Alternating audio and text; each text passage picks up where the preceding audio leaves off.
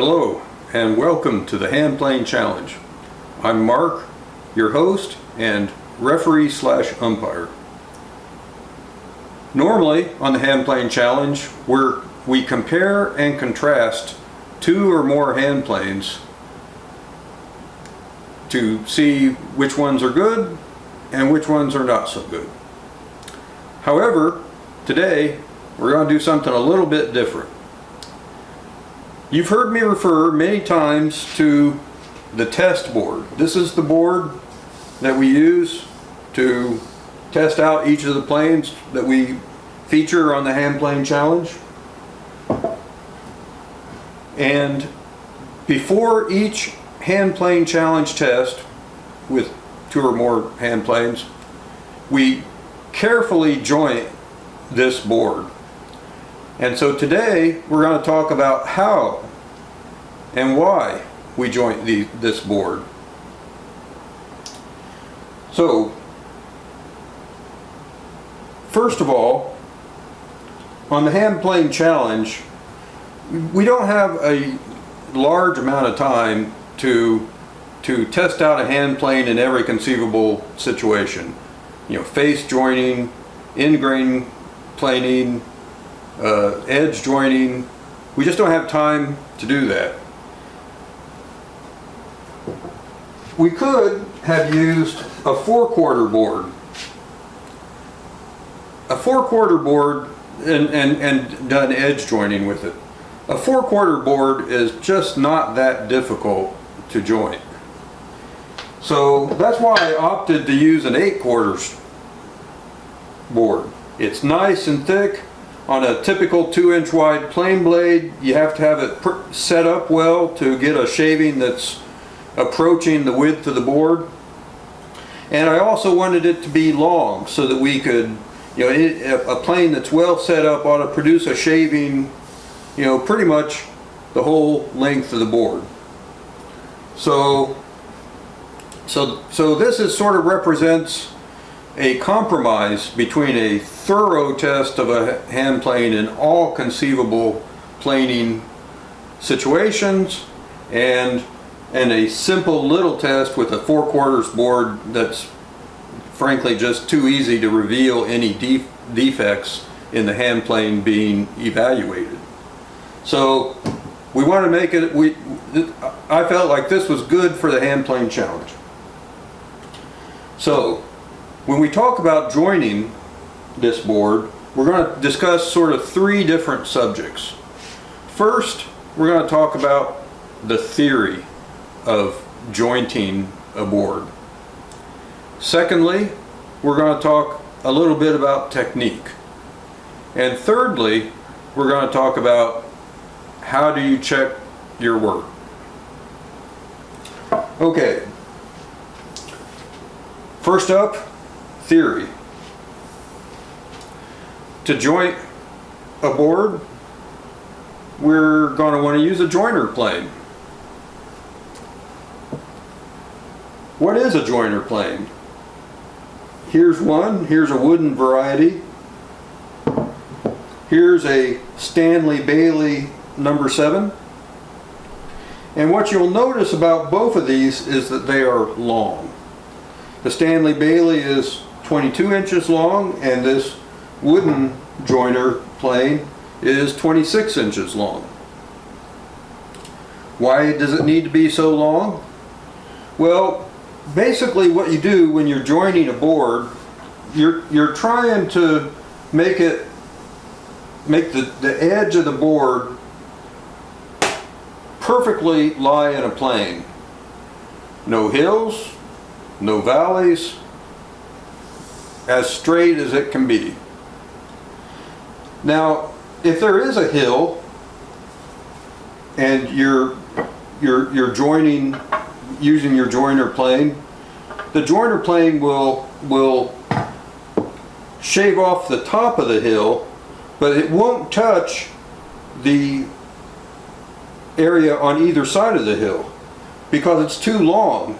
If the hill is my thumb, the joiner is like that. It's not planing in here, it planes off the end of my thumb and doesn't plane on the other side. And likewise, if there's a valley, again, say where my thumb is, it's going to plane down here, but there's a valley right here, so it's not going to hit there, because the front and back of the plane are on higher points, so they're spanning this low spot, and then it planes again when it gets on the other side of the valley. Now, if it weren't long, say like this Sergeant 407, what it's going to do is it's going to ride up the hills and ride into the valleys and up the hills, and that's what it was designed to do, because it's supposed to be the final smoothing action on a board. So it wants to catch every square inch of surface and take a shaving so that you get a nice planed surface all over the board. But it has no effect on making the board straight, because it just easily rides up all the hills and valleys, and you don't end up accomplishing anything. In fact, you might even make the hills and valleys a little bit worse. Okay, so that's why a joiner plane is long. But the second part of theory that we want to talk about is how to use, how the blade should be set up for joining. The blade should be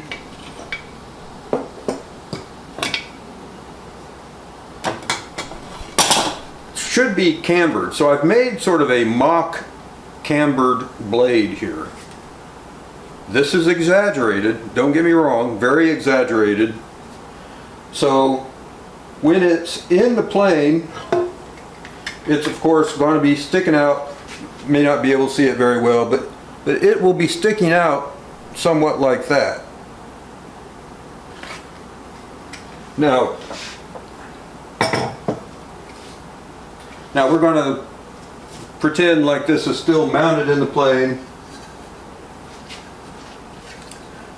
What you do here is, let's say you've got a board that is not perpendicular, and of course one of the points of joining is to, in most cases, try to make it perpendicular. So the blade is going to be here. Now you could potentially, in theory, tilt the whole plane and try to hit that high point. That's going to be difficult to control, and it's going to be difficult to stop and or get a nicely perpendicular edge. What's better is to hold the plane straight up all the time, and if it's not a perpendicular edge, you keep the plane straight up and you move in this direction so that the side of the camber is now planing here. That will take off the high point, and then once you get it closer to being perpendicular, you move back over and use the middle of the blade to do the planing. So that's how the blade should be set up and used to edge joint a board. Okay, that's all I'm going to say about theory. Now we're going to clamp the board up in our leg vise and talk about technique a little bit. Okay, technique. There isn't a huge amount of technique that needs to be described here. Basically, when you're getting ready to joint the edge of a board, you're starting down here on the end. You want to bear down on the front to make sure that the whole plane that the plane is lined up with the edge of the board. If you don't bear down, you could be starting with it in a tilt, and if you do that, and of course this is now exaggerated, if you do that, then you'll end up with an arc on the board. The same thing will happen to the other end, and the whole edge will just be arced. So start off, hold the plane upright, bear down on the front side,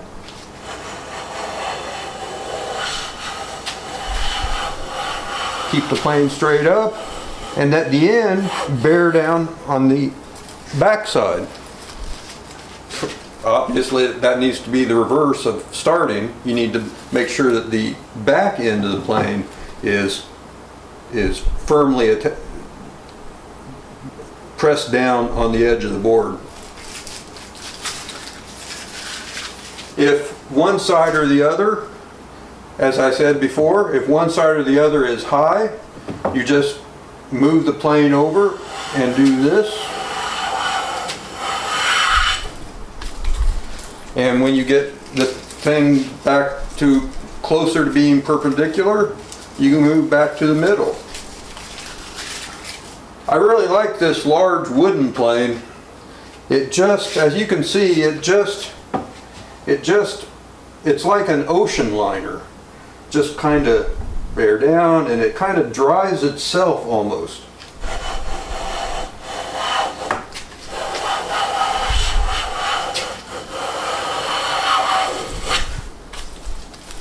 Voila.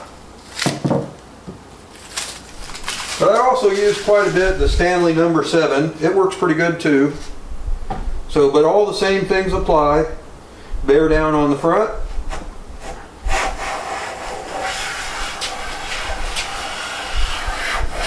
And then try to bear, I didn't do very well that time. I didn't bear down on the back end as much as I should. But this is also a nicely performing plane. One more time, bear down, push, keeping them straight up, and at the end, bear down on the back. And that's all there is to it. That's about the sum total of technique.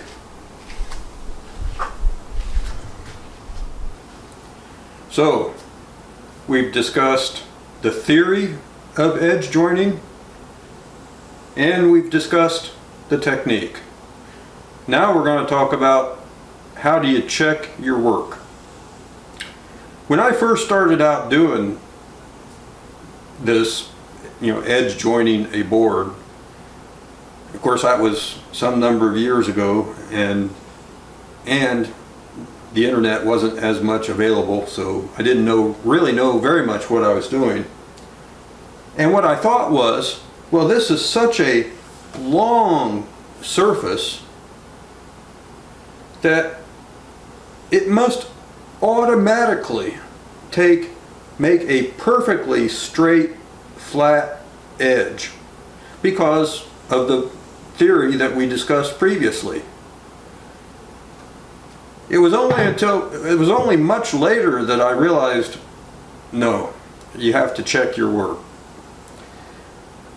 One of the things you have to do is, as we discussed earlier, if your technique is a little off, you'll end up with an arch in the board. It won't be perfectly straight. The other common problem is you just won't be, you're trying to hold the thing, perfectly straight up and down, but you're just a little off, and so your edge really isn't perpendicular to the face. So how do we check these? Well, for the arc problem, in other words, checking whether it's flat over the length of the board, you just use a straight edge. Here's a straight edge.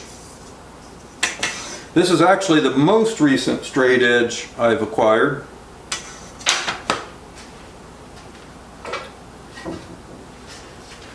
I used to use this one. This is some sort of aluminum sliding door track. But it worked pretty well. I used it for many years. Another option, if you need a long straight edge, is it has been considered, been published at least, that the edge of a manufactured sheet good is probably as close to perfectly straight as you can get. And so you can see that this was my straight edge for quite a while.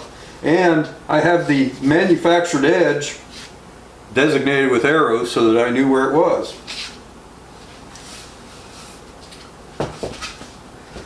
So, bottom line there is that you don't need a 6 foot long perfect straight edge.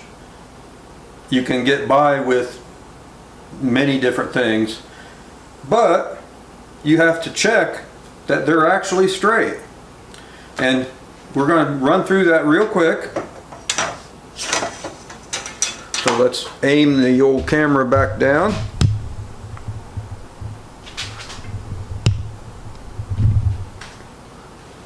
What you're basically going to do is take a flat surface, put your straight edge on a flat surface. You're going to draw a line. Then you're just going to simply flip the thing and draw another line and see if it's straight. Now, with a 4 foot straight edge, I can't hold it well enough, so we're going to clamp it. And you have to be careful at every step of the way here. With this kind of a straight edge, if you clamp this next to the straight edge, the twisting action, this could impart a little bit of flex to the straight edge. So I always make sure and use the non-turning side when I'm doing this. There's that side.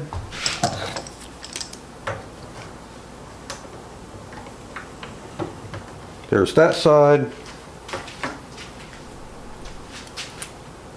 Now, we take a fine Sharpie.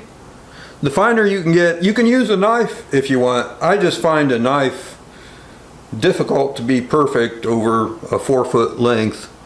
So keeping the orientation of the pin about the same up and down the board, draw your line.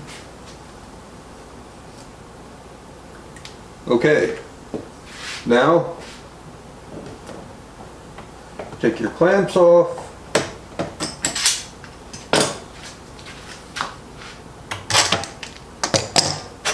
Flip it over.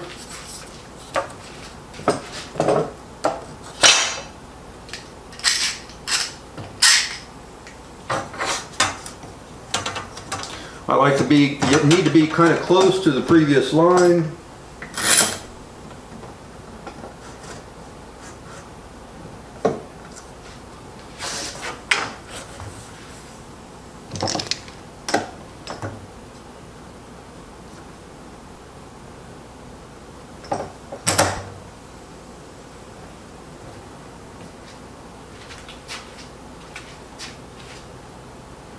We need to be a little bit over on this end. Okay. Pin. Keep the same orientation.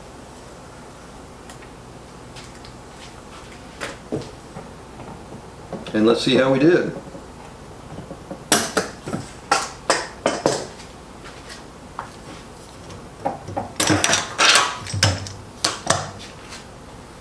Okay, I don't know if you can see this very well. We're going to try something we rarely ever do on the Handplane challenge.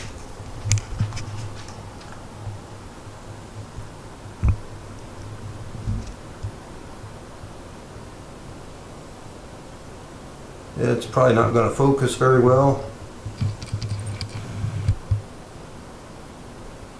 But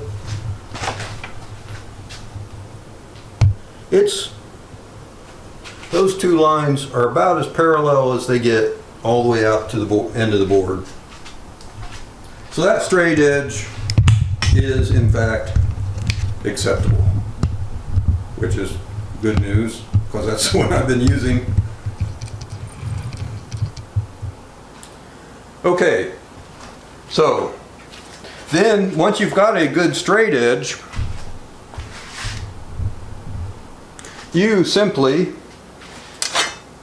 set the thing on top of there and bend over to the side and see, am I or am I not straight? Is there any light coming out underneath it? This looks pretty good. Of course, it's freshly jointed and the joiner took a shaving for the whole length, so it should be pretty good. So that's checking the length for straightness. Now the second thing you have to check is for perpendicular, and you just use a basic square. In this case, I'm a little high on that side. That tends to be the way I end up. So if I would want to take another pass along this, along the left hand side of the board. So you would want to check several positions, you know, both ends in the middle, whatever. But that's basically what you're going to do, is check for perpendicular. And it's the test, you also need, just like we tested the straight edge, you need to test the square as well. And that's this really literally the same technique, except you're going to use a bigger board. I'm just going to illustrate here because I don't want to have to set up another board. You basically will mark this with a line with the square all the way out to the end. We're pretending like there's a board right there.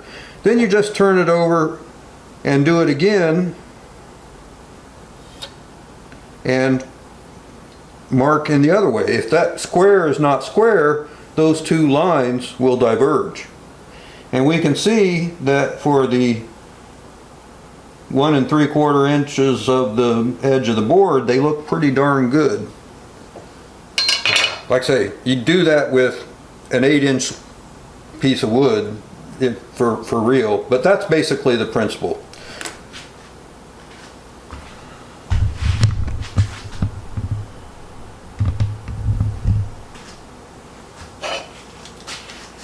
So you've taken a lot of trouble to joint the edge of the board.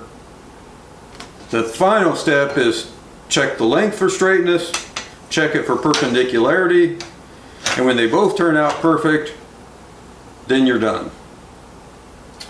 So this has been a short little primer on edge joining a board. This is how I do it for the Handplane challenge. I think it makes a pretty reproducible jointed edge to test our planes against. Feel free to disagree if so desired. And I think that'll do it for today. Please, as always, leave comments. If you like this video, please consider subscribing to the channel. And so without further ado, we'll see you next time on the Handplane Challenge.